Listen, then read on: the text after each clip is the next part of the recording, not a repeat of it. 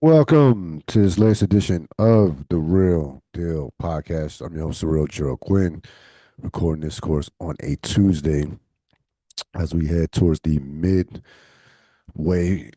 halfway towards almost halfway done with this month. Tomorrow, of course, the 15th. Before you know it, it'll be Halloween and will be Thanksgiving.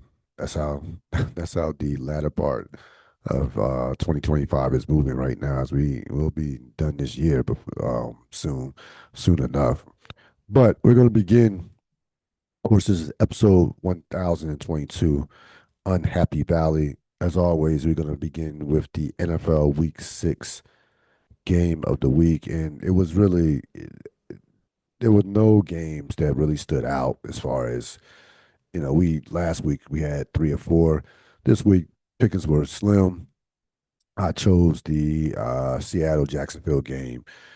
Seattle gets a nice bounce back victory, 20-12 on the road, which has been their MO the last couple of years. It's been clearly a not a dominant road team, but a very good one of the better road teams in the league over the past 2 years, and that trend continues in 2025. They absolutely handle Jacksonville on in Jacksonville Stadium. And again, Jacksonville came off the victory against Kansas City last week. I did not trust Jacksonville to put together back-to-back performances, quality performances over quality teams. And I, thought that Seattle just is a different team on the road. Like for whatever reason, Seattle since 2020, it's 25-18 on the road, 20, 21-21 at home, which for a team that made its reputation during its heyday of being one of the best home teams in the sport is really a strange thing now that they've completely basically flipped that and become one of the better road teams in the sport without having a franchise quarterback. Like it's just strange things in the NFL, and that's kind of been we'll go around the league. We'll go around the league a bit. Um, and I think, I'm looking at this week and I'm just, the thing that stood out to me as I look at the standings, I don't know. Again, I don't know who's good right now. I don't like, I'll be honest with you. I can look at individual players like Baker Mayfield is playing at MVP level. Drake May is turning into a budding franchise type quarterback. Bijan Robinson is the best back in the league. I can look at individual players and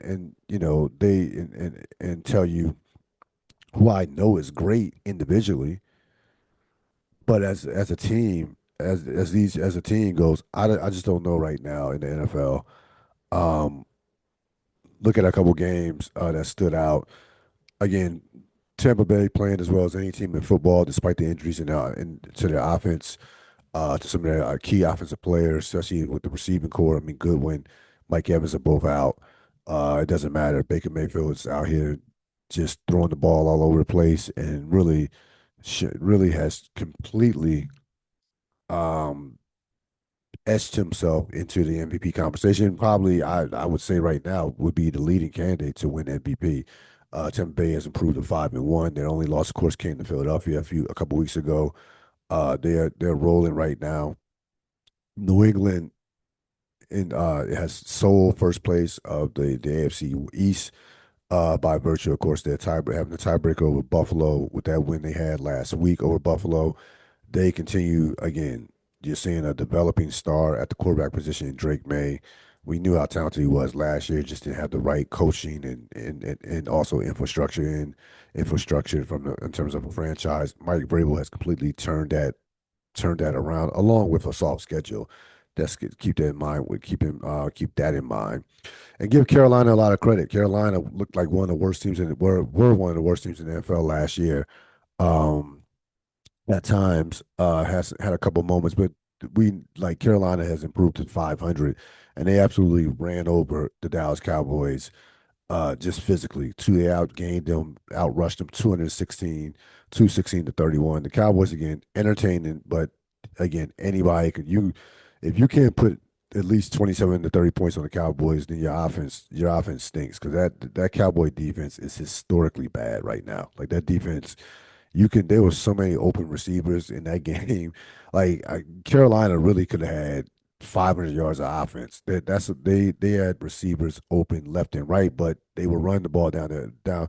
They absolutely had their way controlling the line of scrimmage in terms of running the ball. It's like why stop running the football? But they listen. Bryce Young could have had 300 yards passing easily if they would have threw the ball more.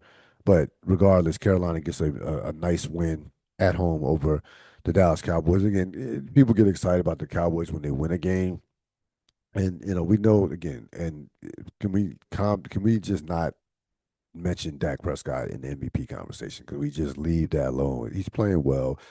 They're again very good offense, playing well, but the team is under 500. They're 2-3-1. Let's this is I don't want to hear his name about MVP. There are too many other great players on teams who have winning records. So we can kind of put that to bed. Put that to bed for at least another month or two. Moving forward. But again, I look at the NFL schedule. I look at the NFL standings. I'm gonna go through. I'm looking just show you the point differential of some of these first place teams, right? New England, Buffalo tied for first. New England's they both have a point differential of 30 points. So they've only outscored their opponents total by 30 points this year. Pittsburgh is 4-1. They've only outscored their opponents by 12 points. Indianapolis has been the probably the most dominant team in the sport. 78 points. So they've had some decisive wins, but again, a soft schedule. Um, Chargers 4-2 outscored their opponents by 2 points. Philadelphia has a negative point differential at 4-2. They've been outscored by 1 point as the first place team in the first place. Matter of fact, that division, the Commanders, amazingly at 500, have the highest point differential in that division at plus 32, and that's based off. They had a blowout victory against. They've had a couple decisive victories against the Raiders and also the Chargers. Um, but that just shows you how poorly that division has played all season. When you only have one team that's outscored their opponent in the division. Green Bay plus 29 at 3-1. Tampa Bay only plus 14 at 5-1. Remember, a number of one-score games by the Buccaneers during the course of the season. The San Francisco 49ers are at 4-2, and they've only outscored their opponents. They've been outscored by 3 points. So again, that tells you where the league is at right now. You look at the teams that were Super Bowl favorites a couple weeks ago. Buffalo, Philadelphia have both dropped back-to-back games and are looking shaky defensively, especially the Bills. Both, I mean, I would say the Bills and the Eagles. The Eagles were embarrassed Thursday night with that performance against the Giants, where you let the Giants put 27 points on the board. They scored 34, but they had, of course, the pick six touchdown. 34 points total off a Giant team that I saw the Giants in week one that would struggle to crack 17 points in most games. Buffalo's defense can't stop anybody from running the football. Like Atlanta pushed them all over the field yesterday. Those are two defenses that right now are not championship caliber deep, anywhere close to being championship caliber defenses. I would have more confidence in Philly getting theirs fixed than Buffalo right now because I know they have better personnel. Baltimore is done. 1-5. I'm sorry, 1-5 in the AFC. You're done. There are too many teams. You have I mean, there's just too many teams that are ahead right now. You have too many. You have what two? eh, eh, uh, I think they're done, but uh, I don't. Yeah, the AFC is so the AFC, unlike the NFC, the AFC has only a handful of teams that have winning records, but 1-5 is 1-5. Again, I don't know when Lamar Jackson is coming back. Um, Looking at Baltimore's schedule moving forward, uh, Bears, Dolphins, Vikings. That's not easy. That's not, I mean, yeah. Again, I don't know when Lamar Jackson's coming back. That could be 1-6, 1-7. But so you have three teams: Eagles, Bills, uh, Eagles, Bills, Ravens, who were prime Super Bowl contenders, who were the class of the league. They are down a peg right now. Um, Kansas City is 3-3, but they're not a vintage. This is not a vintage Kansas City team, even though they're right now, as we stand here right now. I went and looked at the Super Bowl odds. Right now, you have Kansas City's actually the favorite, believe it or not. Kansas City's plus 700. Buffalo is second, plus 600. Green Bay is third, plus 750. Um, Detroit is fourth at plus 800. Philly is fifth at plus 1100. And then you have LA, then you have the Rams, Tampa, Indianapolis, Denver, and then the Chargers. So I even think the odds makers are trying to figure out, still trying to figure out what is happening in the 2025 season. I'm telling you right now, this is a season where, and I'm not, it's not too early to say this as we come upon week 7 coming up next week, this week coming, you could steal a Super Bowl this season. I'm telling you right now, this is a season where if you tell me that the Tampa Bay Buccaneers are the Super Bowl champs in February, I will not be surprised. If you tell me Kansas City wins its fourth Super Bowl in the Patrick Mahomes, Andy Reid era, certainly not going to be surprised. Like this is a year to still to I think a Super Bowl can be stolen. Now, Pittsburgh, no. Um, Indianapolis, no. If you told me, if you told me Detroit, if you told me again, no one out of the NFC West, out no outside the Rams. If you told me the Rams with Stafford, I wouldn't be surprised. It's one of those years you can steal a Super Bowl this year. You can come out of nowhere, beat a hot team, beat the healthy team, healthy and hot, and win a championship this year. It is not uh, what the NFL season was looking like coming into the season has completely went out the window to me. There's no favorite right now. There's not. There's no one that's worthy of being considered to be the favorite.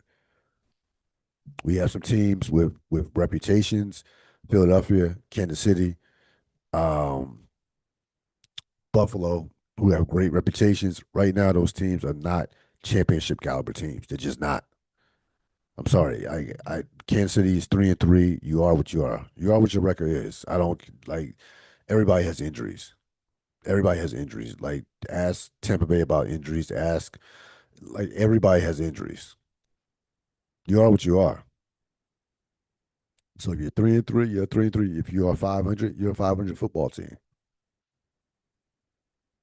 I'm not there with Denver as being on that list that could steal Super Bowl. I'm sorry, I'm just not there with them. I'm a Bo Nix is nice player. I don't know think he's that level of quarterback.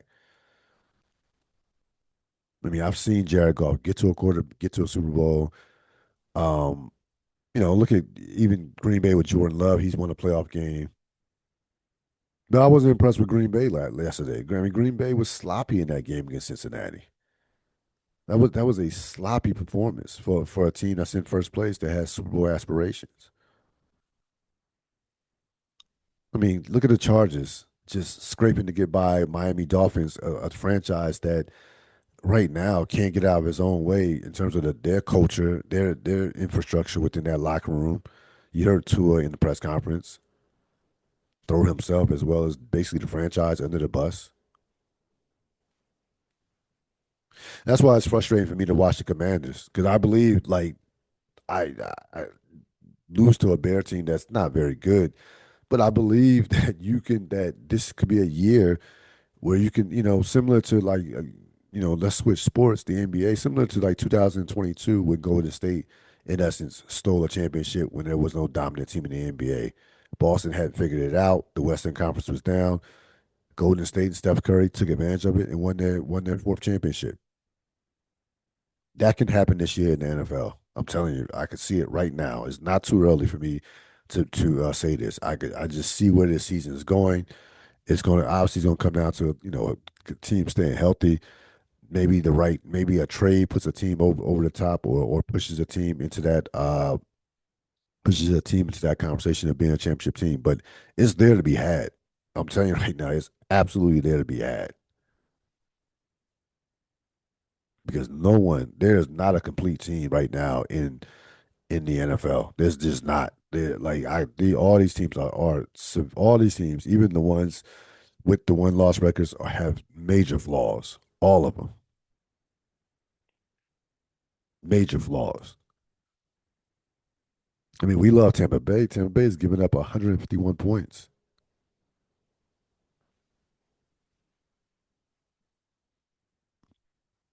and they've barely won. Tampa Bay, they won 5 games by a total of 14 points. Think about that. That's less than 3 points a game. I mean, that is a point differential. They only outscoring their points opponents by less than 3 points, and they're 5-1. Now, again, you could say, hey, they know how to win, cool, but that margin of error has been minuscule for Tampa Bay this year.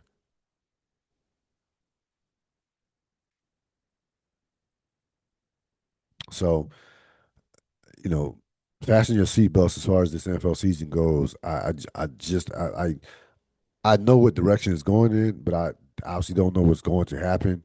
Um, Again, there are a lot of teams that came in that have severely underachieved. The Commanders are where I thought they would be. I thought the Commanders would be 9-8, 10-7, three. So you tell me Commanders are 3-3. Like, all right, cool. That's around where I thought the Commanders would be.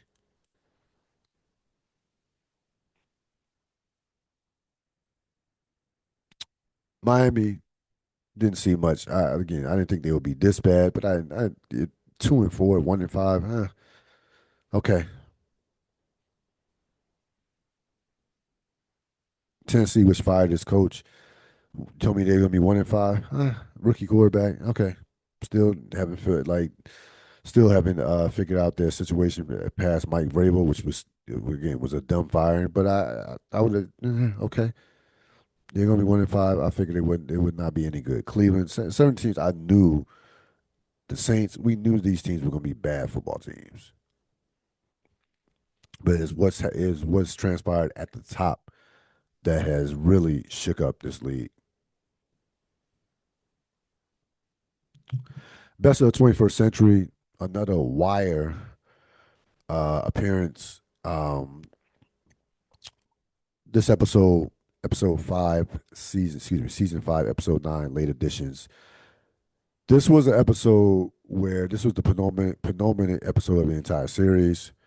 It was an episode that there was a ton of payoff in terms of story arcs, in terms of individual characters. If you had a theme for this episode, it would be payoff to me. What transpired with as we saw, Lester Freeman and McNulty, their hard work or their manipulation of the system pay off in terms of getting finally catching up with Marlowe. We see the story arc, the story arc of one of our favorite characters in Bubbles that culminate with that great scene and his confession and his finally opening it up about losing Sherrod, of course, from season 4. We saw the payoff of Michael Lee. Y'all taught me to get there early. So this was a season. This was a episode where we saw the future. Also saw the future, a glimpse into the future of a lot of a few of our characters and what direction that they were going in. This episode was directed by Joe Chappelle. Of course, this was the Snoop. Snoop had the epilogue. Deserve got nothing to do with it, and a lot, and Snoop, like a lot of wire characters in the history of the show who had the epilogue, met her demise. at the hands, of course, Michael Lee. Vulture ranked this episode fifth all time. This is absolutely a top five Wire episode in the history of the show. This is, and I was, I watched this last night. Um, I can make the case that this is the greatest episode in the history of the show. Like it's in that conversation. I still would take middle ground, but that's probably like a 4 or 5 episode conversation. Like final grades, season finale of season four is in that conversation. Of course, middle ground is in that conversation. The series finale is in that conversation. This episode is in that conversation, and probably a lot of people have been arguing for. We'll try to throw in as the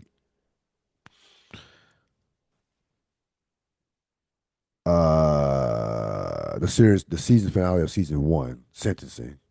A lot of people are very high on that episode as well. But this, without question, is in the conversation of greatest episode of the entire series. Um, Looking at the Marlo in jail um, scene, the thing that was brilliant about that scene was you, if you're a fan of The Wire and you had stuck with The Wire through all the seasons, especially when Marlo first came onto the scene in season three, you you got rewarded because remember he comes onto the scene in season three as the up and coming drug kingpin challenging Avon and the rest of the Barksdales. The character I did my myself I did not like the character. I didn't care for the character. Um, he barely spoke. He didn't have much of a person. He didn't have any personality. He was very efficient with his actions and words and actions. But that was the show planting those breadcrumbs on what this character would become, and that was the brilliant performance by Jamie Hector, having to be that reserved, and you saw it all culminate in that jail scene in terms of who this character really was and what he was really was all about. That scene where he says, "My name is my name," and where he completely unravels as he gets bested by a guy who was 6 feet under in terms of Omar. Omar won the battle against Marlowe. If you look at the Marlowe versus the Omar battle, Omar won the battle because Omar at the end of it, if you watch these if you watch them till up until the end of the series, the next episode, Omar's name was still discussed in the streets. Marlowe wasn't. The last scene, we go to the last scene, one of the last scenes in the entire series. Marlowe walks out the office, out the office, with a suit and tie, goes to the street corner, and the young boy basically like, "Who is you?" Nobody knew him, and that was his worst fear. That was his worst nightmare for his name not to be ring out over the course on the street corners in terms of Omar, and Omar's did, and that that that reality was too much for him to handle in this scene. He just lost his shit when he found out that Omar had called him out and that his subordinates, Chris Partlow and Monk, kept him didn't tell him that because they knew what time it was. They knew that he would go at. They knew who Marlowe was. And they knew that he would fall right into Omar's trap to come out basically out of hiding in a sense, and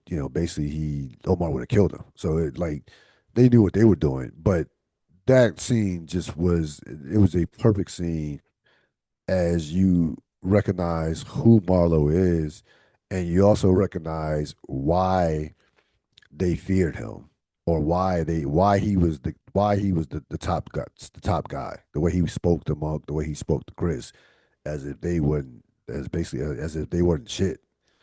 Um, when he says my name is my name, that ring that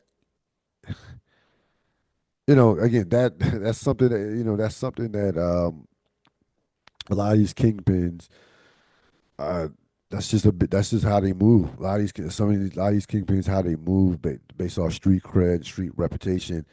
This guy again, Marlowe was the. And again, Avon cared about his reputation. Make no mistake about it. I don't think Avon.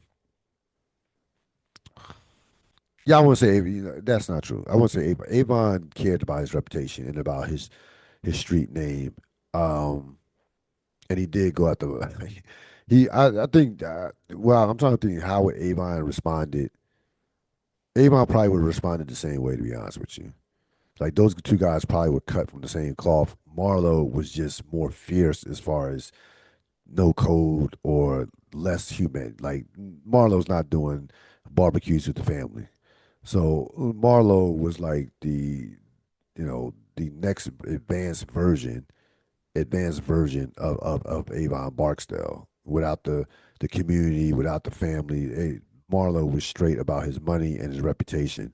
Brilliant scene. All of this scene was about 2 minutes and 40 seconds. Again, this was 3 seasons in the making, and again, Jamie Hector really got to give him a ton of credit to be that reserved over the course of 3 seasons, and then it finally paid off with this scene right here with this particular scene. The Snoopus Michael scene again payoff. Was never Michael was never going to be one of part of the Stanfield organization as far as Michael was not a soldier who followed orders. That's just not who Michael was. Snoop says, hey, it wasn't that we thought you was a snitch. It was just how you carried it. Always apart, always questioning shit, asking why instead of doing what you were told. Like Snoop at her core was a soldier. And you're a soldier, you don't question orders openly. You just do what you're told and keep it moving. And that wasn't Michael Lee. Michael Lee, as we will find out in the next episode, becomes the new Omar. Michael Lee, he actually, and you saw this again. You saw this over the course of the season, not just with the questioning of orders of why this person got or why Marlowe cared about his reputation and so on, or you saw him allow kids to run out. I believe it was the second episode, not for attribution, that the episode that Avon Barksdale appeared in. You saw Michael Lee allow the kids to run out the back, allow the one kid to run out the back when he was supposed to kill him. That wasn't who Michael Lee was. He was not. He was a killer, but he was not a guy that was just going to just follow that. You saw Michael Lee leave his corner and go to Six Flags. So Michael Lee was somebody who was not going to follow the orders of that type of organization. He was in essence his own man, independent, and but he learned enough from them to take out Snoop. And Snoop, the character Snoop, um, Snoop in essence, like embraced the death. Like this was her fate. This is what she signed up for, and she probably knew that this day was going to come.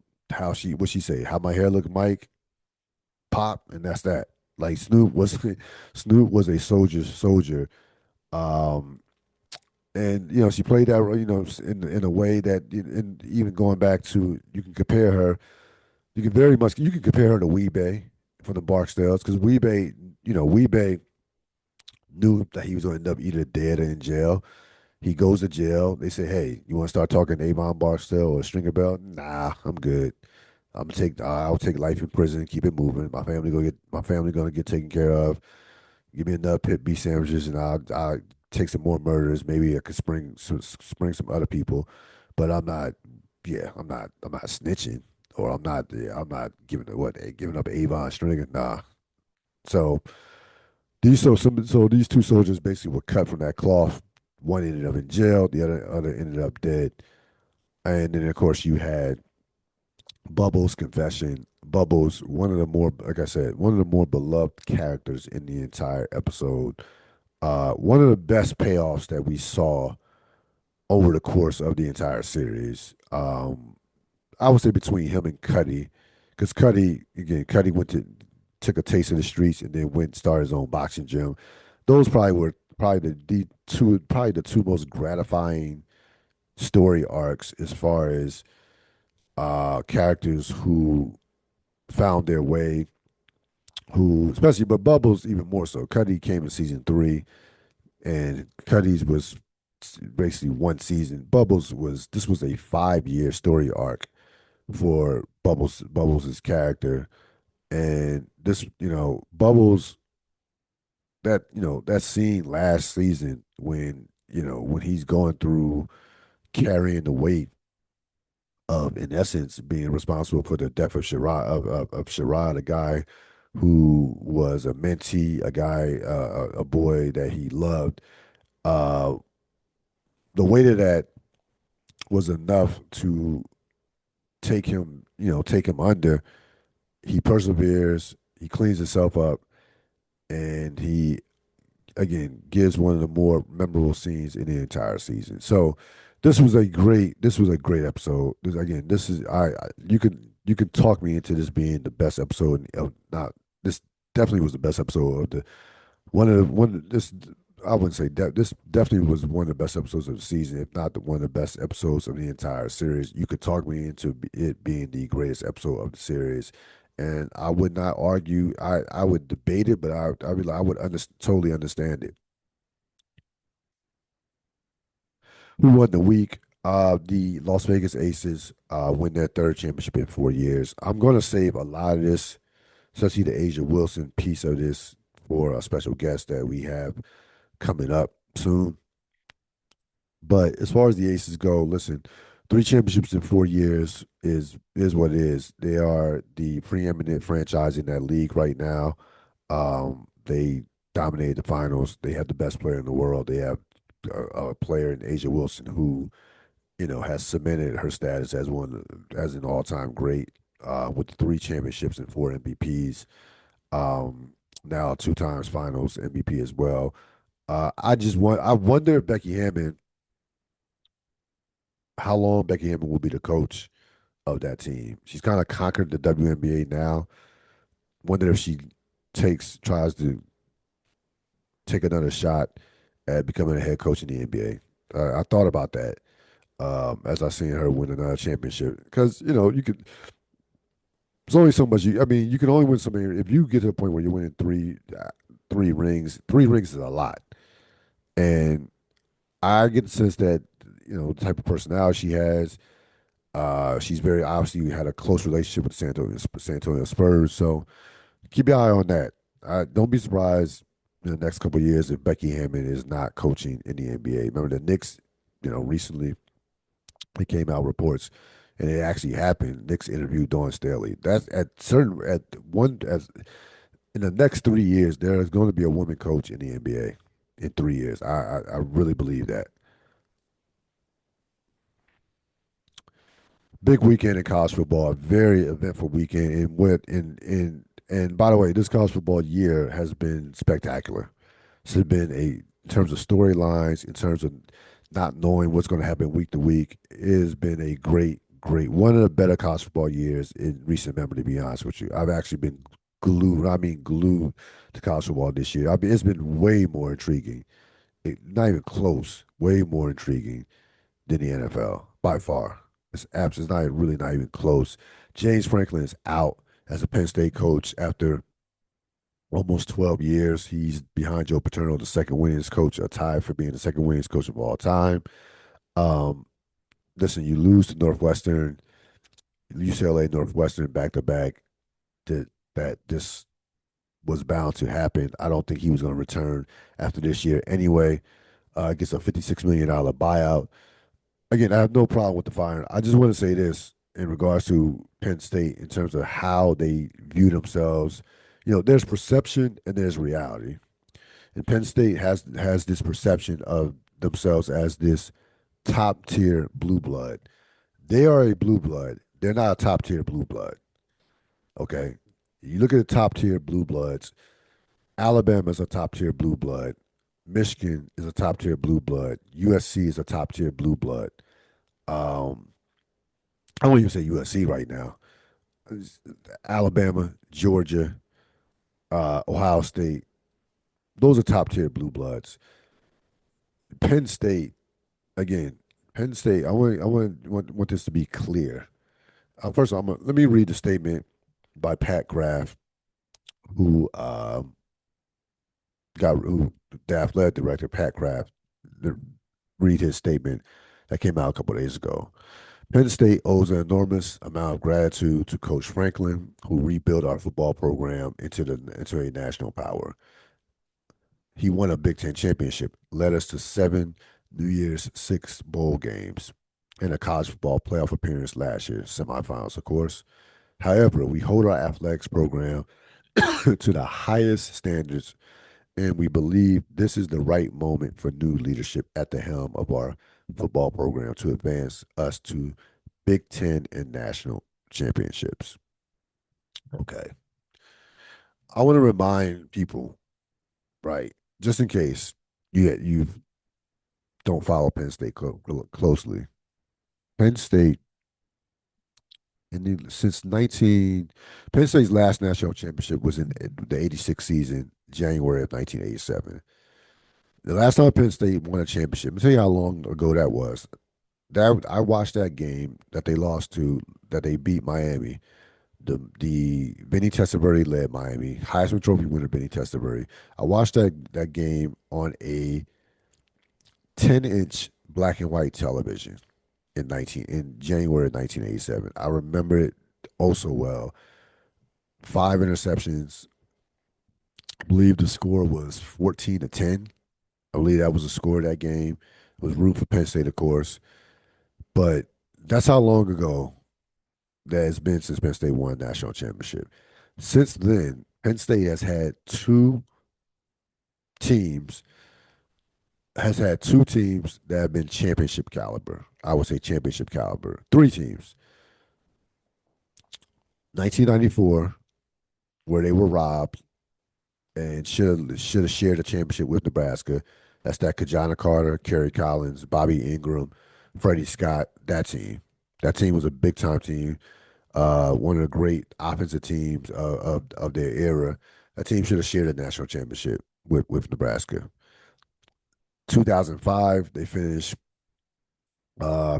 three. Okay, that was Joe Paterno's last, I think, great team.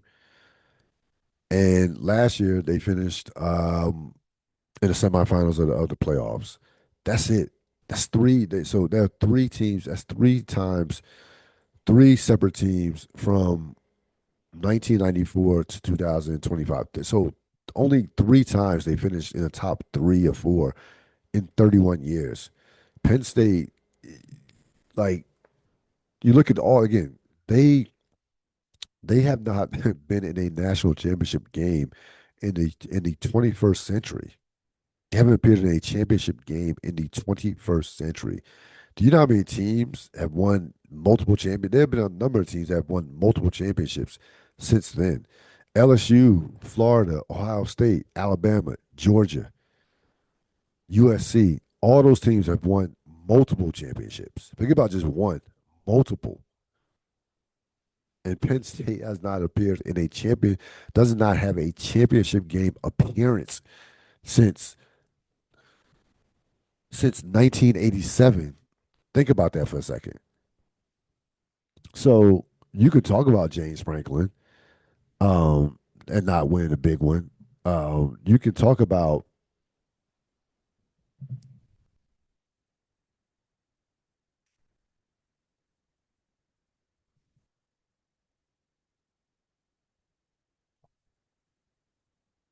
you can you can knock James Franklin all you want. The reality is he has represented the Penn State program at its highest level since Joe Paterno.